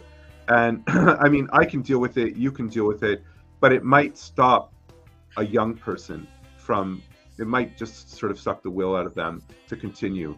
And so just give a little bit of help and due diligence, just to reduce the resolution, throw a watermark on there, and go forth and be creative. Yeah, for sure. I think that's a good way of putting it. So is your daughter artsy? Is she's showing the signs that she's a true descendant of Marcel?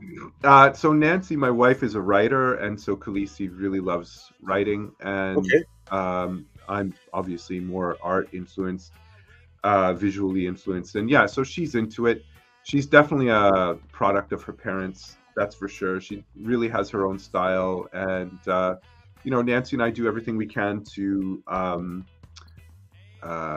support her in whatever it is that she's into in that moment, because it changes. She's only 10, so it changes from moment to moment. But she's pretty creative, and we do everything we can to provide as creative an environment as possible. That's awesome, and the encouragement is the word for that. And no, that's fun. I forget what I was going to say here, but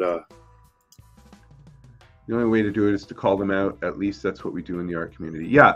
For people on stealing the artwork and whatnot. Yeah, good point, David. It's important to be vigilant. It's like you said, it starts out cheap art with the crayons and the cardboard, but it gets really expensive, and it's very time consuming, and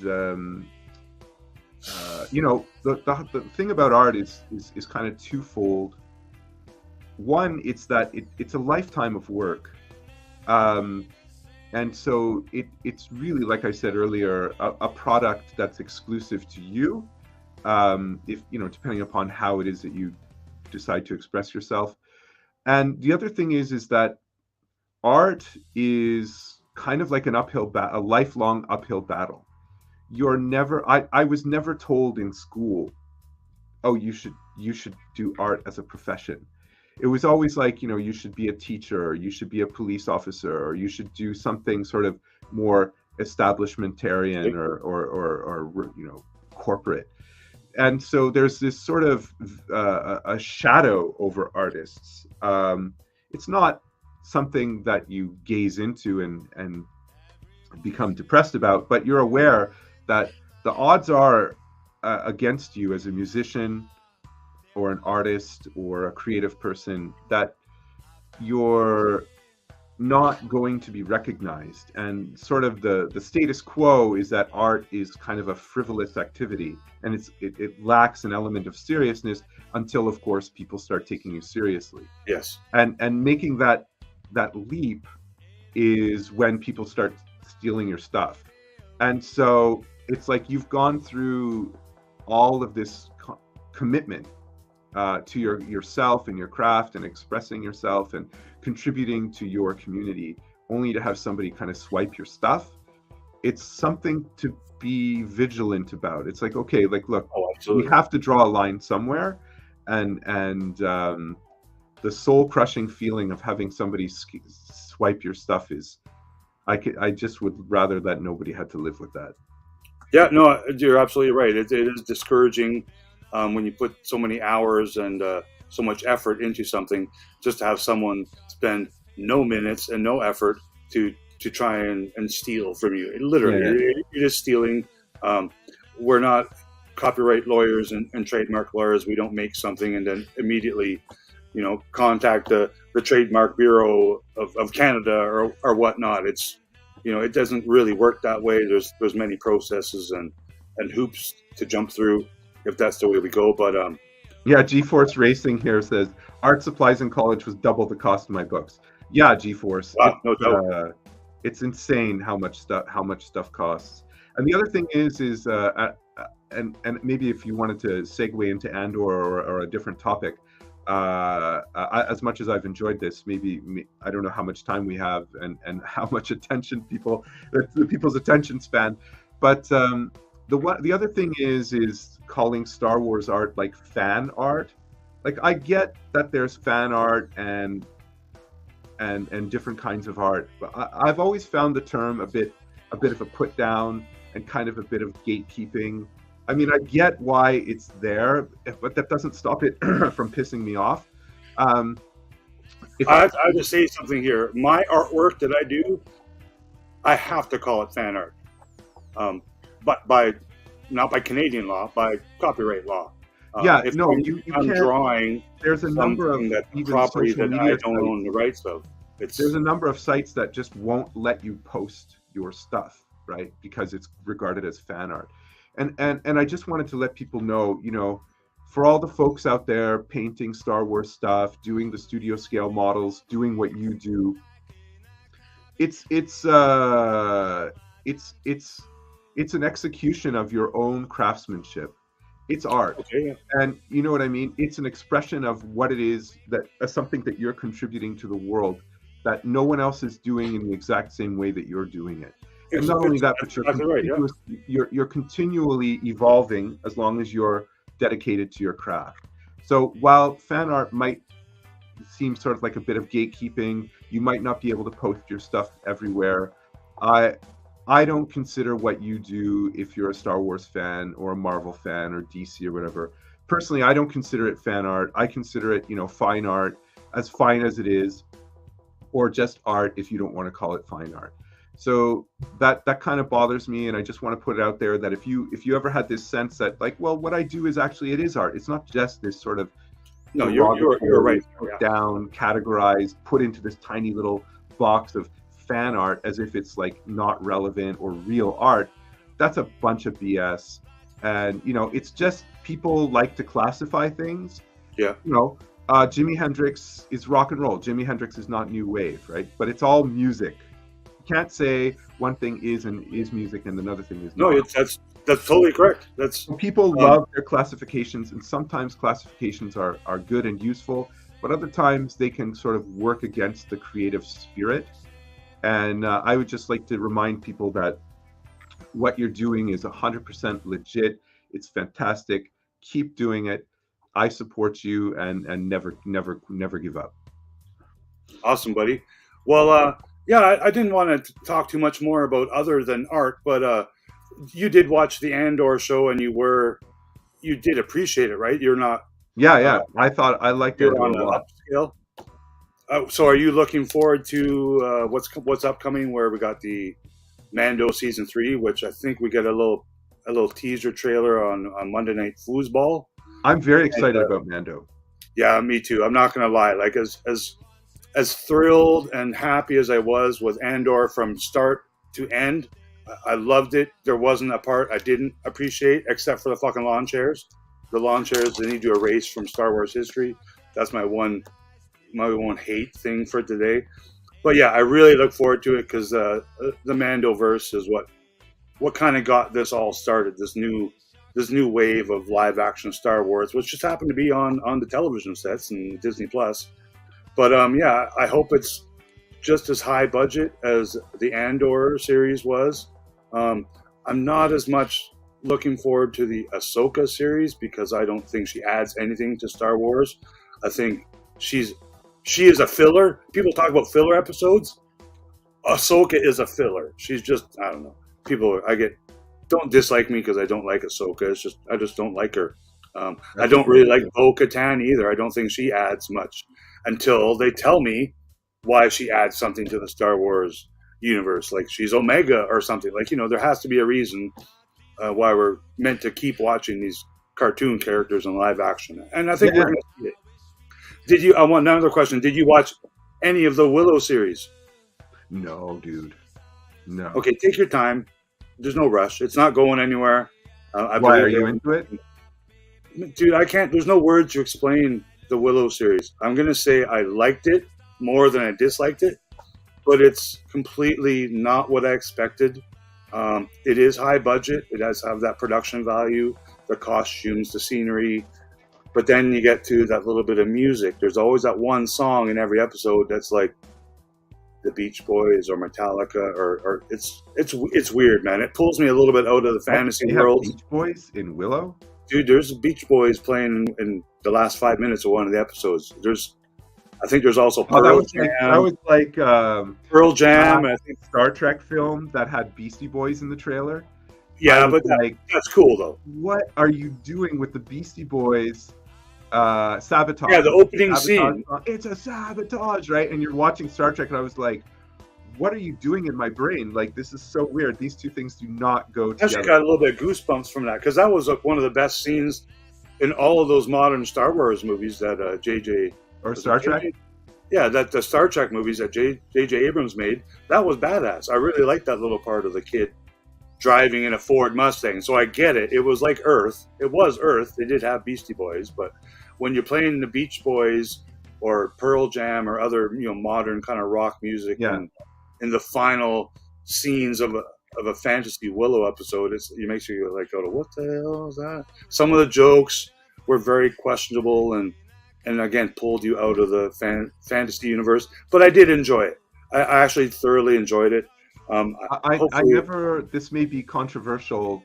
I was not a fan of the original Willow film. My wife Nancy, Mad Mardigan. He's a super hottie, I guess, and she liked him. I was not a fan. I was not into it. I just didn't click with me. I wish that it did. That's not to say that I think like so. Here's something I mentioned this I think on some forum or something. I can't remember where I mentioned this. This is sort of anecdotal to what we're talking about. Yeah. About liking things and not liking things in sci-fi and fantasy. So I've always been a sci-fi fantasy kind of guy. It doesn't matter what it is. Like I'll watch Willow, but it just didn't click with me. But I remember being 13, 14, 15, and I would have friends over. And so back in the day, I collected comics, Marvel, DC, and then later there was some more independent stuff. And I watched a lot of movies. And I used to read Cinefex, which was special effects. Yeah, I like those, and Starlog and some of those. Yeah. Horror and sci-fi magazines were would fun. fold out into a poster and stuff. And my friends and I, we would argue over which panel in a comic book was the best panel. Yeah, right? That's a cool thing to argue about. Which movie poster was better than another movie poster? And it was like we were calling each other names, we were challenging each other to make the case for their favorite panel or their favorite issue in a series. And it was never about their opinion being bad. It was always about the strength of your case. And at the end of the day, you still liked your favorite panel, your favorite issue, your favorite movie poster. Yeah, nothing changed. Still liked theirs. Sometimes they would convince you, but it never got like vitriolic about, oh, well, you don't like Ahsoka? Oh, well, then you're like a bad person and a bad sci-fi person and like you should be run out of town. So yeah, it's a little different now because we get that feedback instantly in the digital world. And a lot of the time it's from people we don't even know who they are. So if you say something on Twitter and a non-follower sees your comment, oh, well, you must be stupid. It's a little different now. People have in the sort of in nerddom, if you want to call it that. About making the case for liking something or saying why you don't like something. It's a strange space to occupy now. So as far as like anybody liking something, more power to you. As far as somebody not liking something, more power to you. You like what you like, and it's like, I like pancakes with maple syrup. What? That's outrageous! Get out of here! Get out of here, Marcel. If you have to like pancakes with syrup, man. If you don't, please unsubscribe. No, I'm just kidding. Yeah, no, I hear you. It's hard. It's fun to have little debates and things like that. But sometimes it's hard when one of the parties or both parties become like I'll take some blame. I become a little bit ignorant when I have a strong feeling and passion about why I dislike Ahsoka. I look at it like there's nothing that you can say or do to make me change how I feel. Yeah. The only way that will change is if Mr. David Filoni does something with her to make me believe that, because he's her creator and he's the one kind of telling the stories of what she's all about. So if Dave wants me to like Ahsoka, I'll like her. But he has to commit to it. And right now, so take what was that show? The recent show that came out, the animated one. There was only Tales of the Jedi. Tales of the Jedi, yeah, a little 10-minute one. The first episode with Ahsoka as a baby, I was like, I'm not feeling this. But the other episodes that had Ahsoka in it, like where she fights, I don't know who that character was. I wasn't really paying that much attention. Yeah, but that was like some new Sith guy. Yeah, anyway, I thought that was pretty epic. So, like you said, it all comes down to the story. So for Andor, for example, Andor is kind of like a yin to like the OT's yang or Mandalorian's yang. Like, I loved Andor. I thought it was spectacular, but I wouldn't want all my Star Wars to be like Andor. That's crazy. No, good point, Marcel. I totally agree. Like, for me, the Andor is again, in my opinion, is one of the best series that is a dramatic series. I'm not going to call it an episodic series, a week-to-week series, however, just not Star Wars, but just as a basic drama, action, sci-fi, whatever. It can be in all these different categories. It was one of my favorite TV shows I've ever watched. I thought it was that good. Then you talk about Star Wars. Star Wars has that little bit of humor, usually, whether it's the original trilogy or the prequels or the sequels. There's always a little joke, and that's fun. And same with Willow. Willow had that a lot more of that fun and that humor and the under PG-13 rating. Right. But now when I see that Willow, when they make it now, and they add even more of that sometimes unneeded humor, and when they pull you a little bit out of the fantasy world, that was the part that makes it maybe weird for me. So until they make a Star Wars show that pulls me out of the world, kind of like Andor did in that one scene where they had folding lawn chairs on the beach there, too much. That made me think, like, who approved that? Like, what were they thinking? Why? Like, because that's my only complaint on the Andor show, separate of it. My only complaint about Andor was reference to Canto Bite. I was like, why did you have? Yeah, they brought that up. We'll see more references to the sequels in the future. I think the Bad Batch is going to be next to kind of fill in a couple of gaps. Whether it's, I don't like to fill in, but explain a few stories and things that we might be wondering about. That's why I like these cartoons, like this Bad Batch. Now they've got 3 episodes in. I'll watch all the Star Wars content. I'll intake it all. I'm a Star Wars vacuum. I'll take it all in any way I can take it. But I don't love it as much as I do the Andor and the Mandoverse and even the Book of Boba Fett for that fact. But I am looking forward to them explaining the evolution of the Stormtrooper, how it goes from a bunch of cloned Tamora Morrison Australian guys to being like recruits, random dudes that become these. We're starting to see these Macquarie Stormtrooper helmets in that one kind of little squad they got going there. Yeah, I noticed that. So in the next couple of episodes, or hopefully in this season of the Bad Batch, it's fully explained that these are recruits and stormtroopers are just regular people from different planets. Maybe there's some aliens, whatnot, because we don't really know that in our Star Wars canon and live action, what the origin of the stormtroopers are. We know the origins of the clone troopers because George gave us that. But it's going to be neat to see that transition between Phase 3 clone trooper and the Phase 1, if we call it that, of the Stormtrooper. Yeah. The concept design by Malcolm McCarry. So that's the one thing I'm looking forward to in the Bad Batch. I think I already know who Omega is and who she grows up to be. So that's a fun little thing for people to guess, because nobody knows. Nobody knows. It's a secret. In the comments here, Rozaf says the swearing in Willow kept pulling me out of the show. Yeah, Rozaf, I watched. So I haven't seen Willow, but I did watch a review of it, and the person who did the post highlighted that, and I was just like, this is just another reason that I'm not going to catch this.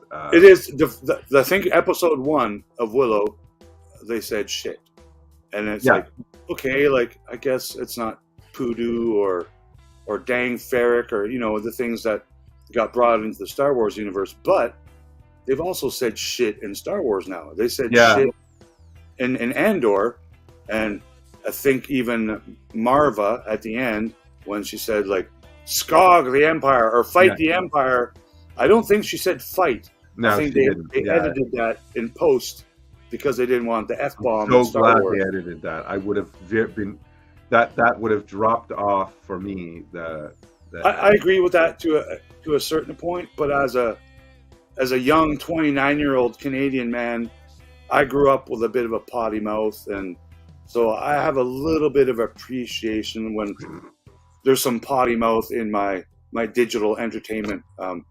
Well, then let them come up with the equivalent of the F word and yes, I'm totally okay with that. And then save all the F-bombs for Peacemaker Season 2. That's my favorite profanity-filled show to watch these days. I'm all for the F-bombs if it's in a tasteful manner. It's got to be tasteful. It all depends on how it's done. Yeah. Do you have a favorite? Do you have a favorite between the Mandoverse, Andor, Boba Fett is probably not your favorite, but I mean, do you have a favorite?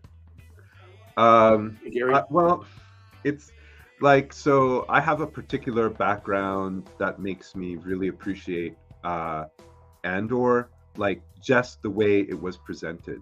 Sure.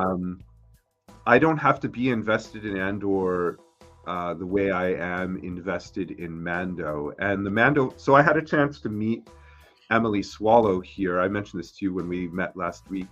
And we talked for a long time because there was nobody else there. And so we talked for like 20 minutes, 25 minutes, something like that. And I was talking to her and saying, the thing about your show and you, the armorer, kicking the Mandalorian out of the because he removed his helmet, Yep. is setting him on. I said the potential for that, and what I hope that that's about, is setting him on the equivalent of Luke Skywalker's hero's journey.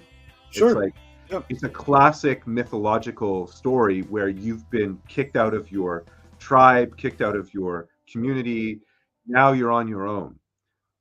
In a spiritual kind of way, it's the path of the shaman, right? It's like you go out on your own and you experience the world, and something happens to you. And this was similar to Luke's evolution in Empire Strikes Back when he went in the cave.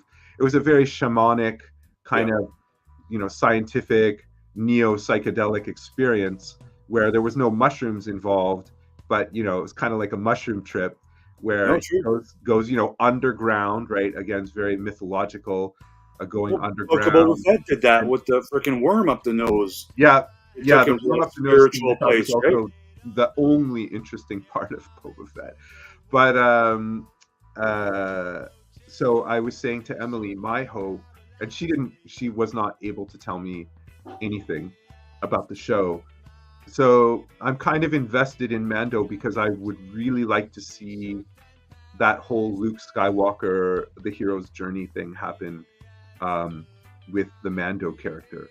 So, absolutely. There's a lot more content for them to give us, whether it's story that we're waiting for answers for, or just a brand new thing that they're going to drop on us and we're all going to be like, oh, there's blue Yodas or whatever it could be, right? Like there's going to be some eye-opening moments. I guarantee it. I even hope this trailer that drops Monday, I hope it's a 2-minuter. I hope it's not like a little teaser, 20-seconder or whatever.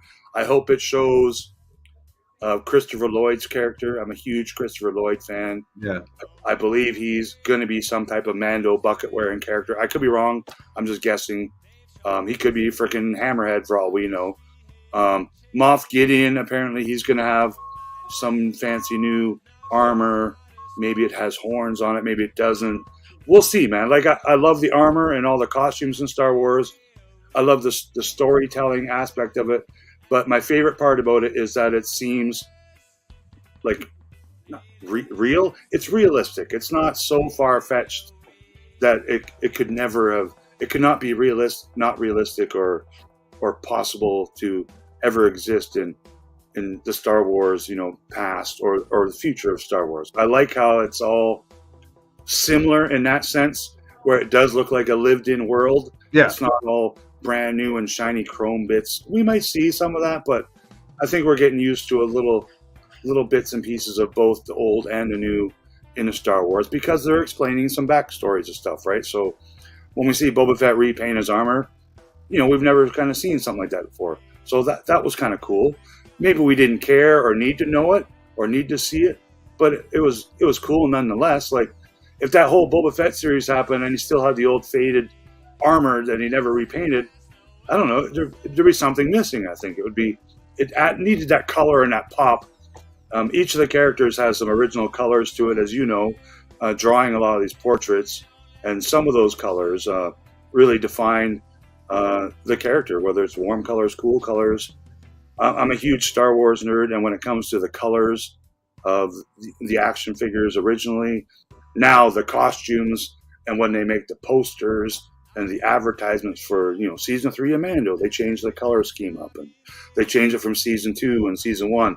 That's just the nerdy stuff that that I appreciate and love as an artist. But Well, it can really go a long way. I know Tony Gilroy was brought in to sort of rescue Rogue One, and I can't remember the guy.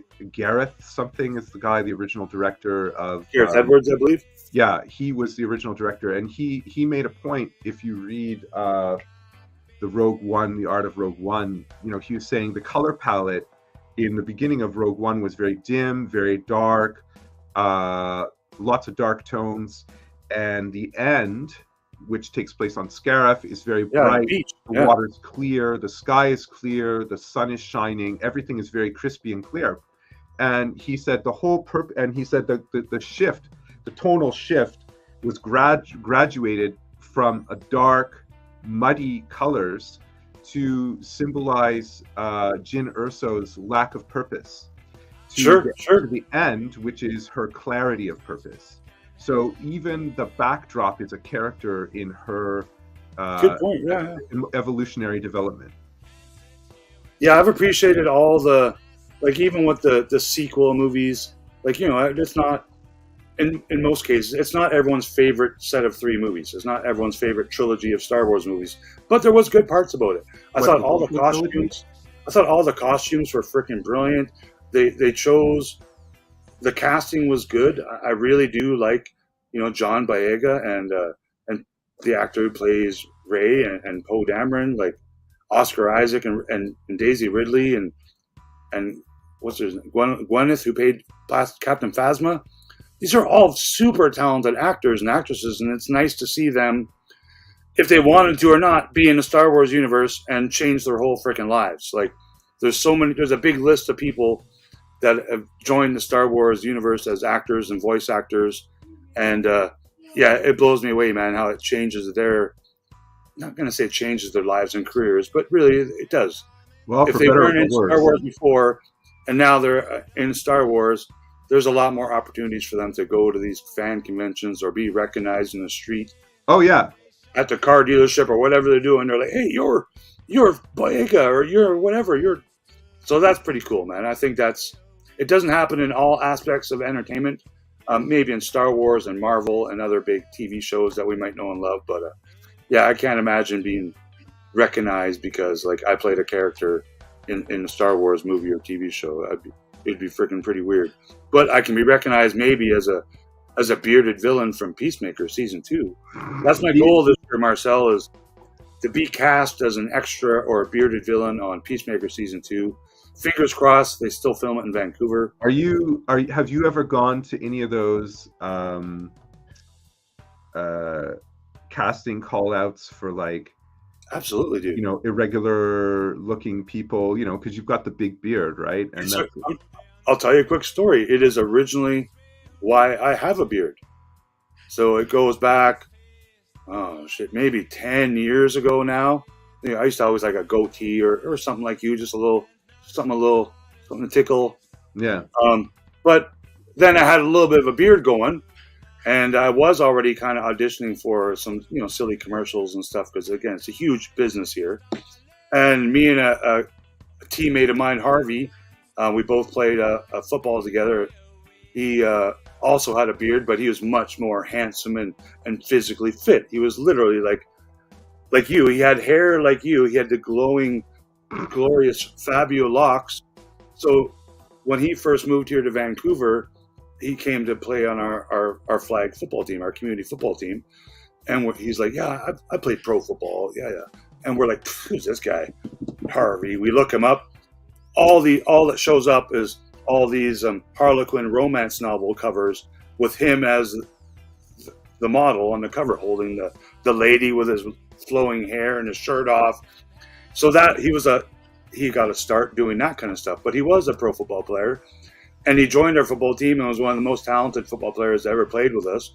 But me and him got involved in the TV and film aspect of it because there was a casting call for a bearded, you know, lumberjack kind of guy for a British Columbia, a local government British Columbia advert at the time. And we both went and auditioned for it, and we got a few more auditions for bearded stuff. He got all the jobs. He got them all. So I kind of got discouraged a little bit because, you know, I was so much more handsome than him. And no, I'm just kidding. Because he got all this work.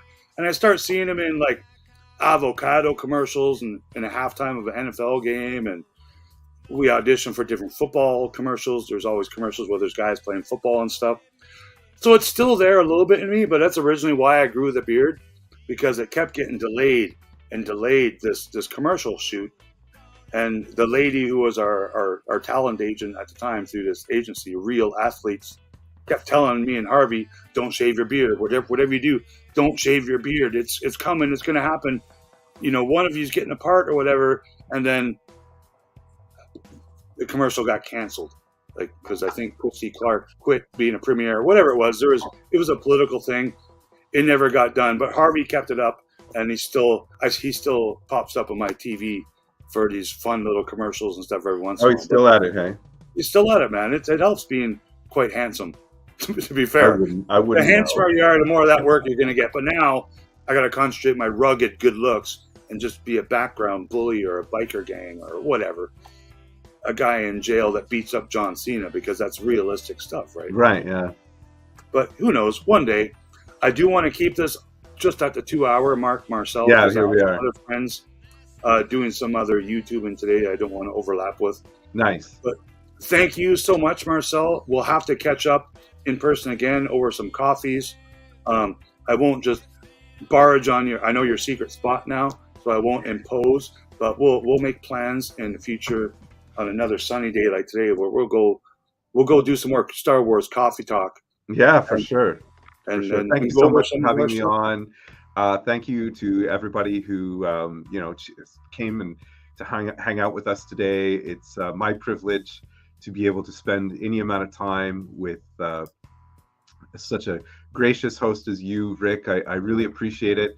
Of course, you're so talented, and I hope everybody gets a chance to check out all of Rick's pages. You've got your Instagram, and you've got so many groups going on Facebook and stuff like that.